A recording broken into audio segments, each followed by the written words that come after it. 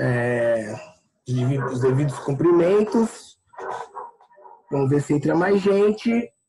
Cadê a Maria Eduarda, ô Isabela?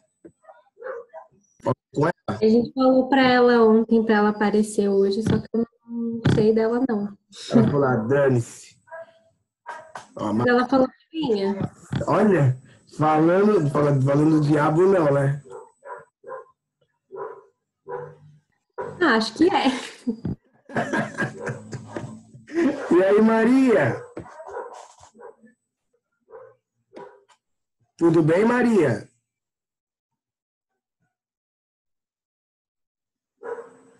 Ixi, Maria me deixou no vácuo. Oi, Maria Eduarda. Tudo bem, né? Então tá. Gente, seguinte. Tema 13, página 75. Assunto novo. Porém, nem tanto. Mas grandes filósofos hoje, hein, pra gente falar. Lógico que não vai dar pra falar de todos, mas de dois, com certeza, eu quero falar. E são filósofos muito interessantes. E assim, a gente já tratou, antes da unidade 12, a gente falou do existencialismo, né? Que é essa doutrina filosófica pós-moderna que trouxe a responsabilidade das decisões e das escolhas para o homem, né? O existencialismo, essencialmente, engraçado usar essa palavra quando se fala de existencialismo, mas ele trata da liberdade da autodeterminação, ou da autodeterminação, senão você é redundante. O que é isso? Não cabe ao homem terciarizar a responsabilidade da sua vida. Nós somos livres para fazer escolhas e somos responsáveis por essas escolhas. Então a gente veio falando de Kant até o existencialista mais icônico, que é Sartre. Mas a gente vai retomar o existencialismo, mas para falar de dois filósofos que não podem ser considerados filósofos do movimento existencialista, mas que são filósofos que trouxeram as bases do existencialismo, que é o dinamarquês Søren Kierkegaard e o alemão Friedrich Nietzsche, né? E por que esses dois filósofos são colocados no mesmo tema? Porque eles, de maneira completamente diferente, vão lançar as bases do existencialismo. Primeiro eu vou falar de Kierkegaard. E é engraçado falar de Kierkegaard na aula de filosofia, porque em alguns momentos você vai estar achando que eu vou estar falando de teologia. É uma aula que fala de existencialismo, mas que fala muito de religião. E de uma maneira que normalmente a gente não trata, porque os filósofos sempre são inimigos da religião, ou questionadores da religião. E a gente vai falar de um filósofo que vai ter uma visão muito eu não vou dizer religiosa, no sentido de ritos religiosos, mas ele vai falar muito da relação do homem com Deus. E ele é um filósofo. E esse cara nasceu em 1813 e morreu em 1855, então é um filósofo que morreu muito jovem, luterano, dinamarquês, e que vai dizer o seguinte: o homem ele vai ser o filósofo que mais vai enfatizar a questão de que o homem é forjado na angústia. Nós somos seres naturalmente angustiados, porque nós somos jogados no mundo que tem regras, que já tem uma estrutura, e nós não somos desse mundo. A gente vem de um outro lugar. Eu gostaria que vocês agora pensassem um pouco nisso. Essa aula é uma aula meio brisa, mas pensa nisso. Estou aqui, ó, com a Laurien, a Andresa, a Isabela, a Júlia, a Evelyn, Isadora e Maria. Eu acho que todos vocês, em algum momento, já se sentiram estranhos no mundo. Porque nós somos jogados nesse mundo e nos é ensinado uma série de coisas que a gente não pode ter certeza delas e que parecem estranhas a gente. Parece que a gente é tirado de um outro lugar. Na hora que corta aquele nosso umbigo, parece que a gente é tirado do natural, que no primeiro momento parece ser o ventre da nossa mãe lá, e a gente é jogado num mundo hostil. E o que vai dizer? Que esse sentimento que a gente tem de angústia, de estranhamento do mundo, é porque a gente em todo tempo é levado a escolher coisas, né? A gente, desde muito pequeno, a gente é obrigado a escolher entre fazer ou não o que as pessoas mandam, entre o que é certo e o que é errado, ter religião, não ter religião, acreditar naquilo que nos é ensinado pelos pais ou não, acreditar nos modelos que nos são impostos, como a escola, o trabalho, aquilo que a gente deve gostar ou não. O tempo todo a gente é levado a fazer escolhas. E essas escolhas trazem na gente uma sensação de angústia. E Kierkegaard vai dizer o seguinte: sabe por que a gente tem essa angústia? Porque o nosso lugar ideal é Deus.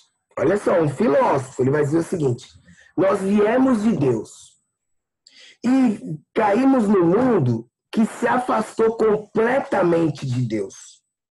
E a gente fica buscando a melhor forma de viver. E nessa busca a gente tem que decidir. E a gente nunca sabe o que é a decisão certa. Olha só, aí ele vai dizer o seguinte: o homem criou um sistema de voltar para Deus, que é a religião. Só que esse sistema é um sistema totalmente falido. Kierkegaard é um filósofo luterano, portanto, é um filósofo, se a gente fosse falar hoje, é um filósofo evangélico, e ele vai dizer assim: a religião, ela fracassou no seu principal objetivo, que é religar o homem a Deus, todas elas. Porque todas elas, segundo Kierkegaard, deixaram esse objetivo de buscar Deus e passaram a criar... Eu estou gravando, né? Tá, que eu ia falar uma besteira aqui, mas não. Criar regras e criar formas de vida que acabam virando um sistema de exclusão. Toda religião é um sistema que exclui, né? Porque ela fala assim, por exemplo, venha para a minha igreja, você vai sentir alegria, paz, aí você vem, aí você recebe a cartilha do que você pode e o que você não pode. E aí você vê que você não consegue fazer aquilo. E você automaticamente está dentro de uma religião e ao mesmo tempo não está. Por exemplo, é só perguntar para todo mundo que está aqui. Quem é católico, você conhece as regras do catolicismo, você segue essas regras totalmente? Quem é evangélico, conhece exatamente a religião a qual pertence ou vai porque os pais vão, porque você vai aprendendo coisas e depois você acaba percebendo que não consegue seguir essas próprias regras? Então, o que ele vai falar assim? Nós somos angustiados, nós vivemos num mundo feito ou para trabalhar ou para seguir uma religião e a gente tem que fazer escolhas. E essas escolhas são difíceis. E ele vai dizer que a maior escolha que o ser humano pode fazer, e eu não estou pregando, tá? Eu estou falando de um filósofo que era totalmente anti-religião. Ele fala, a escolha certa que o homem deve fazer é seguir Jesus. Ele vai falar, porque Jesus é a oportunidade que Deus dá para o homem se religar a ele. Mas não o Jesus do cristianismo, o Jesus das palavras de Jesus. Então ele vai dizer o seguinte, o homem, para sair do estado de angústia e de falta de noção de existência que ele tem que se apegar a Cristo. E fazer o que Cristo mandou. E fazer o que Cristo mandou não é fácil. Porque, primeiro, Cristo manda amar ao próximo. Cristo manda se desapegar das coisas materiais. Cristo manda entregar a outra face. Ter uma vida de humildade, que ninguém quer. E ele vai dizer o seguinte, a verdade, ser livre é escolher fazer a vontade de Deus. E ele vai dar um exemplo bíblico, ele vai falar de Abraão. Todo mundo aqui nessa sala deve ter ouvido falar alguma vez de Abraão. Abraão, ele é o patriarca. Gente, parece que eu estou pregando, né? Mas eu não estou não, viu, gente? Estou falando de um filósofo. Ele morava na região da Mesopotâmia e ele era um pagão, ele tinha vários deuses e tal. Aí um dia a Bíblia diz que Deus chama ele e fala, sai do lugar onde você está e vai para o lugar que eu vou te mandar. Cara, você já pensou? Isabela, nem sei se ela está aí mais. Isabela vai escovar os dentes. Isabela vai de manhã escovar os dentes, Isabela. E aí você vê uma luz atrás de você no espelho. E essa luz fala assim, Isabela, sai de Ribeirão, vai para Governador Valadares, que lá eu vou falar para você o que você tem que fazer. Você iria? Dependendo como seja essa luz, talvez. Já dependendo. Já, você queria que trombeta, né? Não, se fosse uma voz no seu pensamento dizendo isso, você iria? Acho que sim. Então então eu vou guardar você. Eu iria.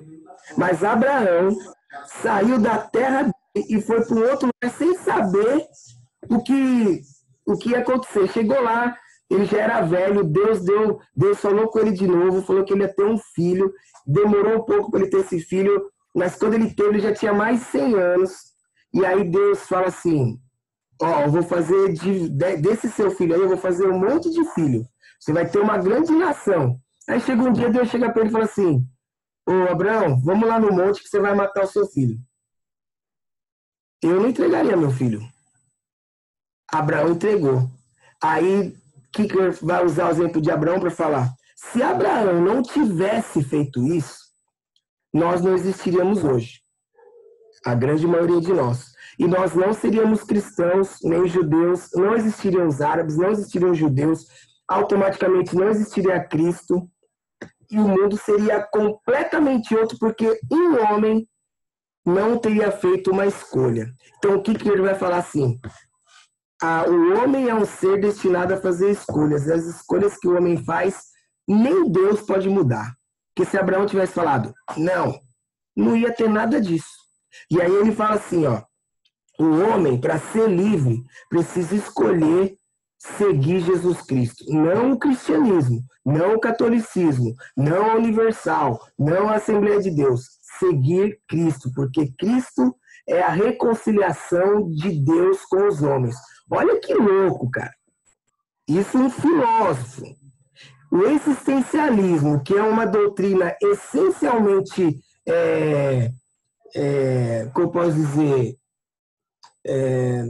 humanista, e não acredita em Deus, porque o humanismo ele é ateu, surge de um filósofo extremamente ligado à religião, que é Kierkegaard, que vai dizer que o sentido da existência, olha só, anota isso aí que resume a aula, o sentido da existência é buscar o Cristo, não a religião cristã, mas o Cristo. Mano, você pode ser o cara mais cristão do mundo, eu sou cristão, mas a religião, ela se desviou de uma maneira tão grande, mas tão grande do que Jesus falou, é assim, Cristo foi para um lado, a religião foi para o outro.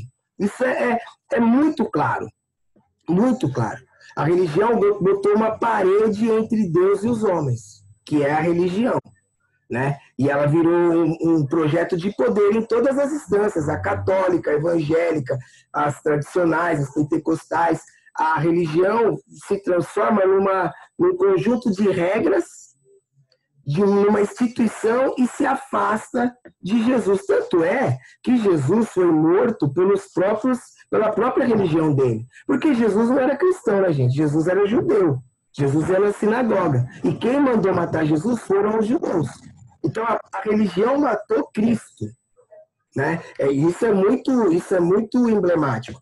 Ponto. Então, aqui poderia falar de Kierkegaard 2 horas, mas eu quero falar de um outro filósofo que vai falar dessa mesma relação, mas de um jeito completamente diferente, que é Nietzsche. Nietzsche, alemão, também de uma família luterana, né, que é de uma tradição de pastores, vai estudar para ser pastor, e aí ele conhece a filosofia. A cabeça dele vira totalmente. E ele se transforma no principal opositor do cristianismo na filosofia. Se a filosofia tem uma fama de ser uma religião, um conhecimento que se opõe ao cristianismo ou à religião, é por causa de Nietzsche em muito. Né? Nietzsche contribui muito para essa visão da filosofia como todo mundo é ateu, você vai estudar filosofia, você vai deixar de ser cristão, porque Nietzsche, ele vai, a partir dessa mesma ideia de escolha, ele vai dizer o seguinte: o homem é um ser essencialmente de vontade. Nós somos feitos de desejos, nós somos feitos de vontade. E há uma moral que vive podando as vontades humanas. E aí Nietzsche vai investigar da onde vem essa moral. O que a gente chama do processo de genealogia da moral. Genealogia é uma palavra muito usada na Bíblia que significa descendência, origem. Da onde vem a moral? E aí Nietzsche vai entender que a moral humana tem duas origens. E eu vou começar pela minha, para não ficar muito focada no cristianismo. A própria filosofia. Nietzsche vai falar assim: a filosofia surge como ciência até Sócrates. Quando a filosofia chega em Sócrates, ela vira uma metafísica que só atrapalha o homem. Nietzsche fala isso. Nietzsche chama Sócrates de louco. Nietzsche era uma metralhadora giratória, vai dizer assim. Quando Sócrates fala sobre o autoconhecimento e a busca das essências para tomar as decisões, resumidamente ele está dizendo o quê? Pensa antes de agir. E aí Nietzsche fala: quando eu penso antes de agir, eu não faço nada. Eu vou ser um ser humano que nunca liberta as vontades que tem. Ou seja, eu me podo num sistema racional de dever, de fazer o certo, de agir corretamente, de não fazer isso porque é perigoso, não fazer isso porque é imprudente. Então Nietzsche fala: a razão tira o que o homem tem de principal, que é o desejo, a vontade. O homem que extrapola o que a sociedade quer e faz o que ele quer. E o outro elemento que ele vai falar aqui, limitador da vontade humana, é a religião. E Nietzsche vai falar da religião com uma certa propriedade, porque ele foi criado na religião, ele teve pais e avós luteranos. O luteranismo é a religião raiz do cristianismo protestante, é o protestantismo raiz. Ele estudou filologia, que é o estudo das palavras e das expressões, dos idiomas, e ele leu a Bíblia em várias traduções. Ele vai dizer o seguinte: toda religião poda as vontades humanas. E a religião, ela vai se transformar numa muleta para tomar as decisões por mim. Ele fala: o homem, por medo de agir, busca na religião a maneira correta de agir. E ele fala: o judaísmo, ele vem, e o islamismo são religiões extremamente fundamentalistas. Vem Cristo, Jesus veio e fala assim, nisso Kierkegaard e Nietzsche vão concordar. Jesus veio e fala assim: para com a religião, irmão. Faz o que eu estou falando. Ame o próximo, ame as pessoas e seja feliz. E aí houve uma possibilidade das pessoas serem livres de novo. Só que Jesus morre, os homens fazem da religião de Jesus outra maneira de impedir o homem de viver. Nietzsche fala: o cristianismo se transformou num repressor da vontade humana. Tudo que eu gosto de fazer, o cristianismo diz que é errado. E aí eu terciarizo as minhas decisões para a religião. E não faço o que eu tenho vontade. Deu para entender aí? Então, o existencialismo, ele praticamente surge primeiro do cristianismo raiz, do cristianismo enquanto fazer a vontade de Jesus. Eu não sei se vocês concordam com isso, eu já falei isso aqui para vocês, mas se vocês têm um básico de conhecimento do marxismo,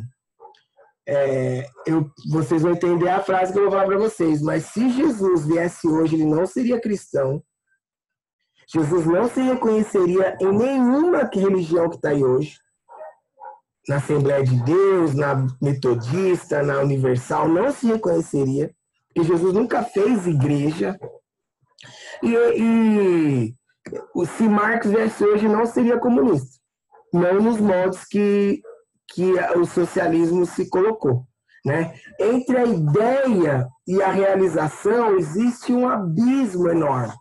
E entre a ideia do cristianismo, o que o cristianismo é de fato, e o que ele se tornou, existe um abismo. E o existencialismo gente, nós estamos no mundo para fazer escolhas. Nós estamos no mundo para tomar decisões, para decidir a nossa existência. Kierkegaard vai dizer o que para vocês? Escolham fazer o que Jesus mandou. Porque se eu fui criado por Deus, o sentido da existência está em eu fazer a vontade de Deus. Onde está a vontade de Deus? Em Jesus.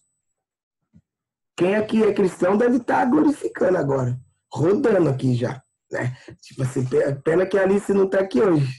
Ia ser interessante essa aula, que ela já ia meter o louco. Mas parece que eu estou pregando o evangelho, mas Kierkegaard é citado, porque ele também era teólogo, né? Então, assim, o que é o sentido da vida? Fazer a vontade de Jesus. E na igreja, não necessariamente.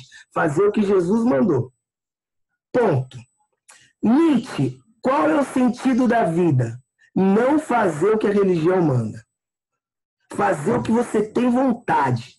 Superar a moral. Porque essa moral só vem para tirar aquilo que eu tenho de mais essencial, que é a minha vontade de potência. Nietzsche chama isso de vontade de potência. O agir está na paixão, o agir está no desejo. Nietzsche vai falar muito da tragédia. Que hora que dá o sinal? 10h15, é isso? Ou é 10 horas? 10h15. Vocês estão me entendendo? Vocês estão quietinhos. É que eu tô concordando com tudo. Sério, Isabela? Nossa, acho que foram os filósofos que eu mais concordei todos esses anos. Acho que era isso, assim. Então, eu tô sendo claro aqui para vocês? Sim. Que bom, fala aí, Isabela. Não, assim, foram os que eu mais concordei, porque, assim, sempre estive no meio da religião católica, mas eu nunca concordei com isso de que você tem que seguir alguma coisa para você estar perto de Deus. Me dá um minutinho, peraí, só um minutinho.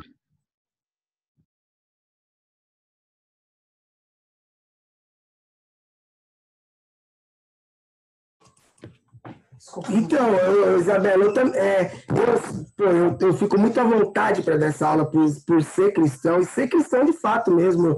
Eu escolhi na minha vida seguir Jesus, mas cada vez mais eu tenho sentido a dificuldade de seguir Jesus e seguir o que as religiões se tornaram. E eu sei que, por exemplo, aqui na sala, algumas pessoas também têm uma vivência cristã. E às vezes a gente prefere ficar quieto, né? Você vê às vezes coisas erradas e você fala, já tô aqui, aqui é legal, conheço gente, e você não tem essa coragem de, não, isso aqui tá errado, velho. Isso aqui não é o que Jesus mandou. Ou o contrário, né, Isabela e todos vocês, que é a visão de Nietzsche, de que, a religião, ela só veio falar a palavra certa, cagar a regra. Faz isso, assim, é assim, assim, assim.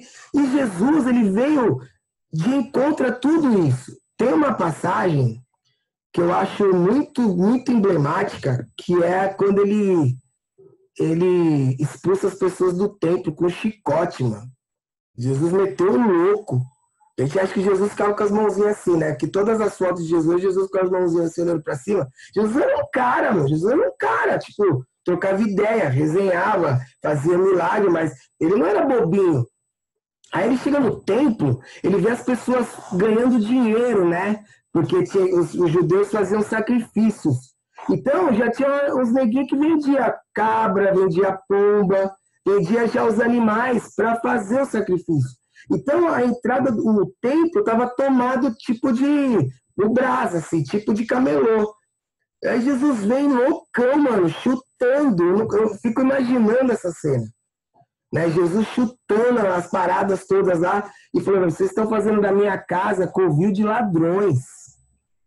Né? E a gente vê hoje a religião, cara, as grandes religiões são potências, projetos políticos, caras milionários, né, meu? Elegendo prefeito, governador, elegendo presidente.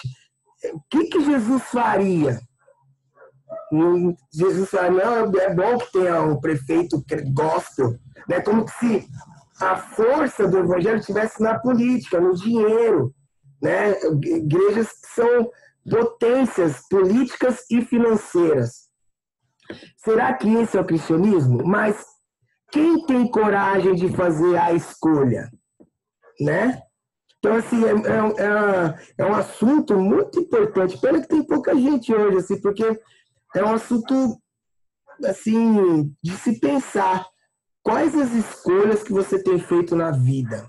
E quais são os parâmetros que você faz as suas escolhas?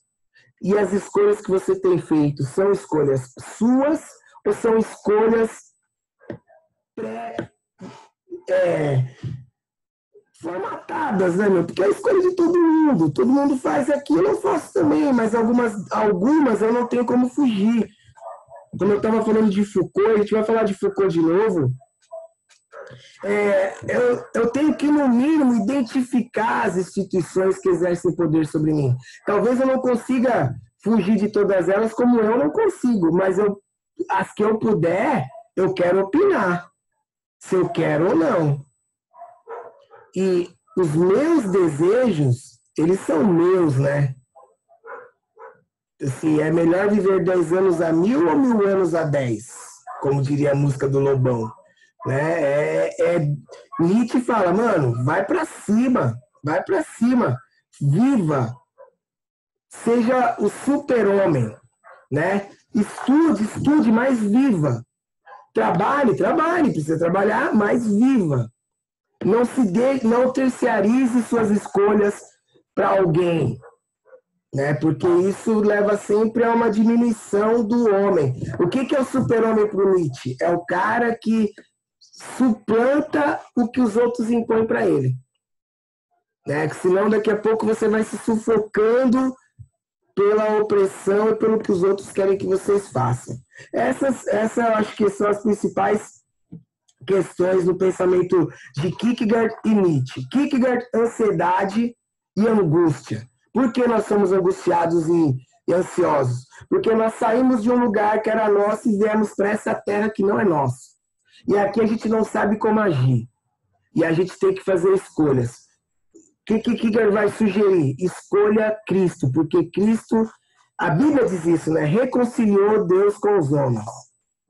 Cristo, e não o representante de Cristo, que se diz representante de Cristo. Abraão tinha a religião dele e ele abriu mão dela por uma escolha, fazer a vontade de Deus. Eu não sei se fazer a vontade de Deus é fazer a vontade da religião. Não sei mesmo.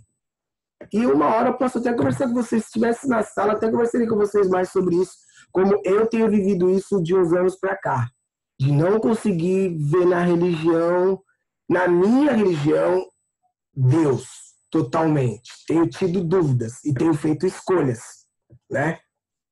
E Nietzsche vai dizer que nós somos pessoas angustiadas porque não fazemos o que temos vontade. E o elemento fundamental da vida humana é a vontade. E a moral reprime o elemento fundamental da vida humana. Aí eu deixo de ser humano. Nietzsche fala assim, o que é a moral? A moral é palavra, mano. Moral é palavra. O que são palavras? Moral é gramática. Eu não sei se vocês já assistiram. Vocês estão aí ainda, né? Eu tô aqui viajando, eu queria estar na aula, velho. Eu queria ver vocês, assim, eu fico falando aqui, não sei se vocês estão dormindo. Aí eu não sei se... Estamos aqui, pro. E tá de boa, gente? Eu tô viajando muito. Não, tá legal. Tá bom. Só que, mano, não tem jeito, filosofia é isso aí. Não sei se vocês já viram aquelas pegadinhas do Silvio Santos, que os caras pegam assim, o cara, né, e fala assim, mano, o que você acha de homossexual? Aí o cara fala assim, mano, esses caras aí, meu, tem que morrer, não fazendo na minha frente, que eu não gosto dessas coisas de gay aí e tal, essa viadagem, esses caras se beijando. Aí beleza, aí vem um cara fortão. Não sei se vocês já viram esse tipo de pegadinha, vem um cara fortão, e o cara encosta, o cara faz a mesma pergunta pra ele. O que você acha de gay? E o cara fortão fala, eu sou homossexual, acho lindo, eu acho que a gente tem que demonstrar carinho pro companheiro na frente de todo mundo mesmo, tá demais. E ó, eu vou falar, mano, quem não gosta, eu fico cabreiro e dou porrada. Aí o cara volta no outro e fala, e aí, que você deu aquela opinião? Nada disso. Eu acho que é bonito. Por quê? O que eu tô querendo falar? A moral são palavras, e palavras se perdem. Nietzsche fala que a moral humana é gramática, é palavra. Eu não traio. Você está falando, mas você não é aquilo. Não sou racista. Você está falando, mas nas suas ações você é. A moral, a religião são palavras que se não tem fundamento, perdem o sentido. Agora, o que nós somos. Os nossos desejos são de verdade. As palavras não. Você pode dizer, eu te amo e não amar. A pessoa são palavras. Né? Ou você pode amar e não falar, mas você ama. Porque a moral é palavras e as palavras se perdem. O que realmente importa? O como eu sou, o que eu ajo. E eu não posso deixar que nenhuma instituição tire de mim a minha capacidade de agir. E esses são os fundamentos do existencialismo, é o que a gente chama de pensamento pós-moderno, né? Os filósofos pós-modernos. Nietzsche, Marx, aí depois vem aquela galera toda, né? Sartre, Foucault.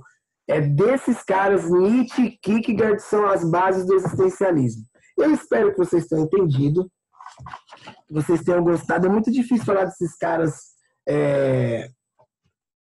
aqui, assim, rapidamente. Falei da genealogia da moral, que está na página 77. Vontade de potência além do homem, que é o homem que supera a moral, falei. Apolíneo e Dionisíaco, Nietzsche, ele vai usar como exemplo de como nós devemos ser o homem grego. Ele fala assim, o grego, o comportamento grego era uma tragédia. Tragédia grega. Por quê? Porque tem o Apolo e o Dionísio. Apolo é o deus da perfeição. Ninguém foi mais racional, mais inteligente que os gregos. Ninguém. Tanto é que dos gregos veio a filosofia, veio a democracia, veio a política, veio a arte. Os gregos eram extremamente talentosos e inteligentes. Mas tinha Dionísio. Dionísio era a festa, o pé na jaca, loucura, mano. E o grego era tudo isso junto. O grego era a inteligência e era a vida louca. E Nietzsche falou, por que a gente perdeu isso? Porque eu tenho que ser muito inteligente, eu tenho que ser o cara que... Por que eu não posso ser os dois? Por que, por exemplo, a Isabela, a Lauriane, a Andresa, a Isadora não podem ser ótimos alunos e também serem vida louca, serem questionadores, contestadores, donos de si mesmos, que fazem suas escolhas, que assumem e que defendem suas posições. Por que a gente perdeu essa capacidade?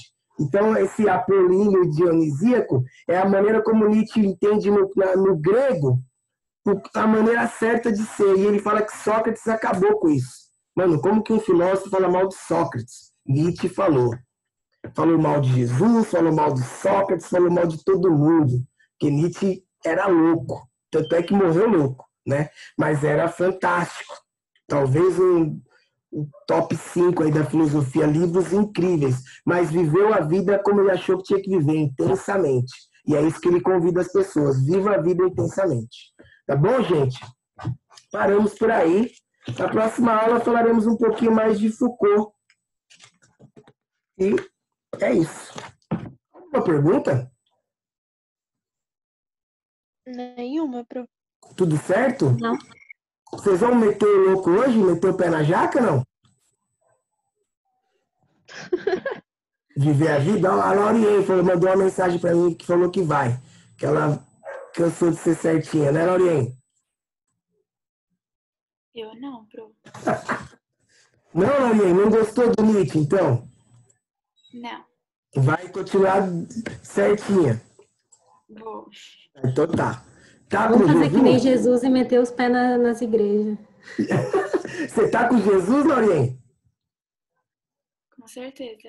O Jesus ou o Jesus da igreja? Nossa. Você acha que é o mesmo? Só uma pergunta. Você acha que é o mesmo? Pra mim é. É. Júlia, você tá aí, Júlia? Tô. O Jesus que você conhece um pouco, assim, você deve ler a Bíblia. Aham. É o mesmo Jesus que as igrejas estão pregando hoje? Acho que não, Pro. Acho que Acho tem que- muita diferença ainda. Aham. São opiniões diferentes, é legal. Por isso que eu queria estar na sala, eu queria sentir vocês sobre esses assuntos. Porque esses caras sabiam o que estavam falando. Mas eu só vou deixar a provocação para vocês. Obrigado. Deixa eu só fazer a chamada aqui. Pô, essa era uma aula que eu queria todo mundo, cara. Mas os caras, viu? Estão me abandonando. Deixa eu só fazer a chamada, eu já libero vocês. Eu não consigo nem dar tchau, porque já vai acabar o tempo aqui.